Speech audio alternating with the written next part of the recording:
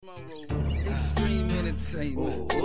This is the way I live. Little boy still pushing big wheels. I stack my money, lay low and chill. Don't need to work hard, that's the way I feel. I feel like this is the way I live. Little boy still pushing big wheels. I stack my money, lay low and chill. Don't need to work hard, that's the way I feel. Mr. John Key, let's bring him to the stage.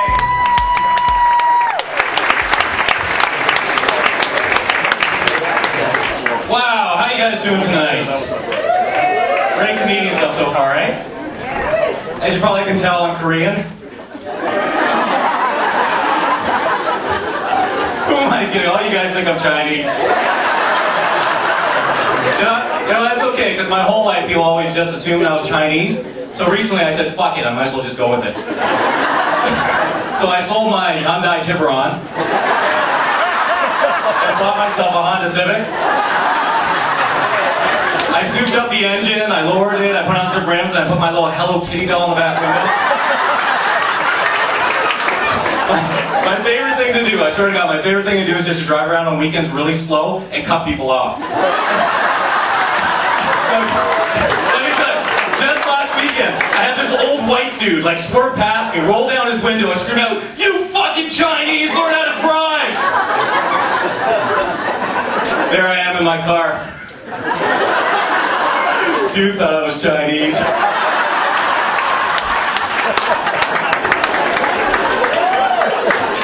I grew up in a place called Welland, Ontario. Anyone know Welland, Ontario is? Yes, obviously you have better memories of Welland than I do. I grew up there in like the 70s and 80s, and we're like the only Asian family around. Literally, like the only Asian family like in like 20 kilometers. We'd have people like stop their cars in front of our house, get out, and be like, there, that's where they live.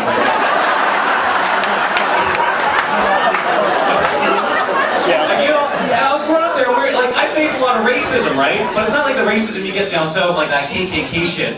Like the racism I face came in like the form of questions. Like I'd have kids come up to me and be like, "Hey John, what's your real name?" Or, "Hey John, how come my mom won't let you play with our cat?"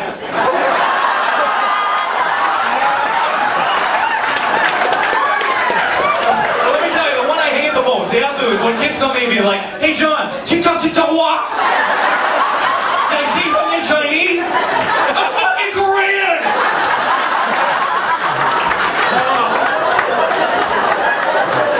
But you know what? Ever since I moved here to Toronto, I really can't blame them, you know? Because I find myself doing the same thing walking through Chinatown. I'll be like, "Ching-chong, walk, I'm speaking Chinese." Anyone here ever go to Chinatown? Everyone been to Chinatown?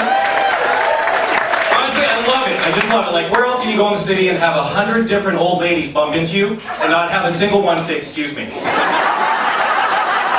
I'm not, you know, it's just part of the culture, but I know one day I'm going to lose it. I'm just going to grab one and be like, "Say it! Just say it!" You know? The cops are going to come, they're going to take me away. I think I'm crazy because I'm babbling about some woman not saying "excuse me." Like, for all I know, it's like a big game to them. They got little scorecards. Today I have one man on rollerblade, two people on bicycle, and one Korean man who lost his shit. I win!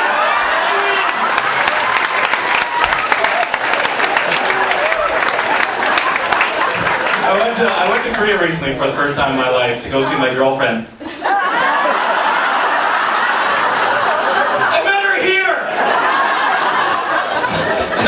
Plane, and I finally realized what you've been talking about for so long.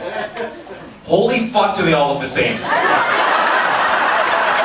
literally, it took me like 2 days to figure out which one she was. I'm like, like, my whole life, right? I look at Canada, I've always been John that Korean guy, or John that Chinese guy, right? I get to Korea, and I'm just that guy. Everybody's Korean. Like the taxi driver's Korean, the pilot's Korean, the immigration official's Korean. Everyone's Korean, except the dude in the convenience store.